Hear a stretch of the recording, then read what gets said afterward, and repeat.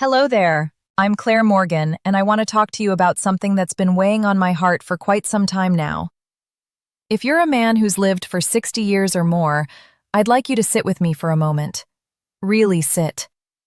Because what I'm about to share comes from hundreds of conversations with men just like you, and honestly, it might change how you see the people around you. I've spent my life studying how we connect with each other, how we build our days, and what actually makes us happy. I've talked to doctors and builders, teachers and engineers. I've listened to their stories in living rooms and coffee shops from coast to coast. And you know what I discovered? Something that surprised even me. The biggest threat to your health, your security, and the precious years you have left isn't what you might think. It's not the economy or the changing world. It's not even the natural fear that comes with getting older. It's something much closer. It's the people in your life who quietly drain your spirit away. Think about that for a moment.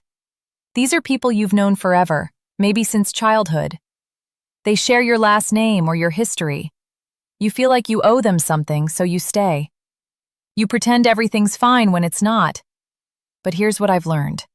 When you reach this season of your life, the time for pretending is truly over. You've earned honesty. You've spent decades working harder than most people will ever know.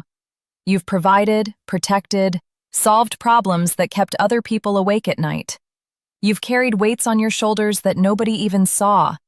And somewhere along the way, you gained something that books can't teach: real wisdom. You've learned that time doesn't last forever. You've learned that every year matters. Every peaceful day is a gift. Every single relationship should make your life better, not worse. Yet I see so many men in your position still tolerating people who slowly, quietly drain the energy right out of them.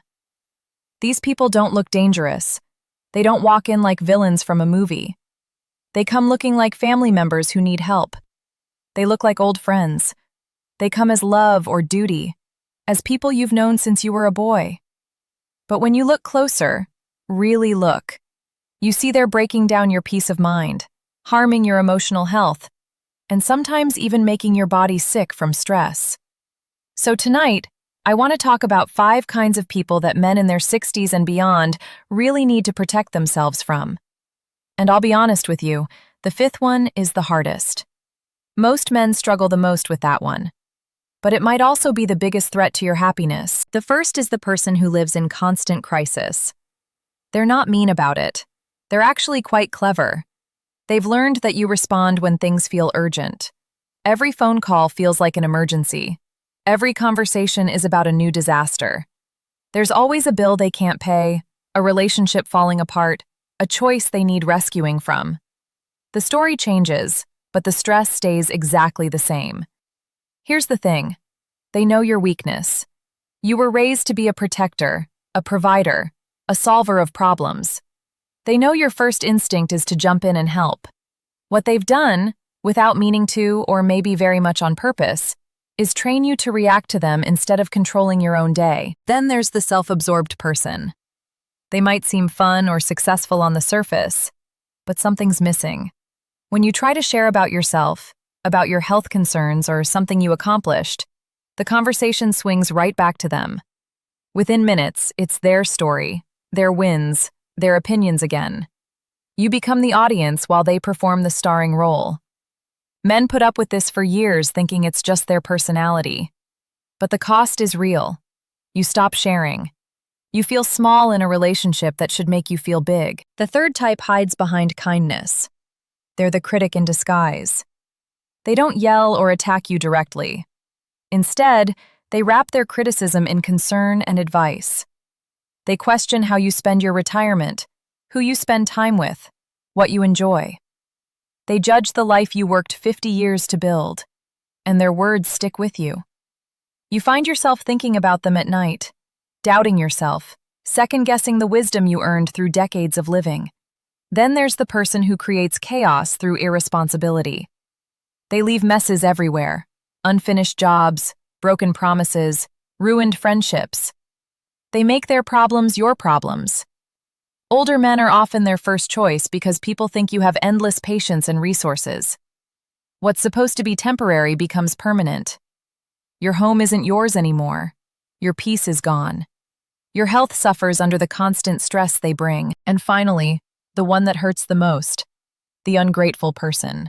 This is often someone you love deeply, someone close to you. You've spent years helping them, sacrificing for them, but nothing is ever enough. Your kindness becomes invisible. Your effort becomes expected. Your help becomes the bare minimum they deserve rather than a gift.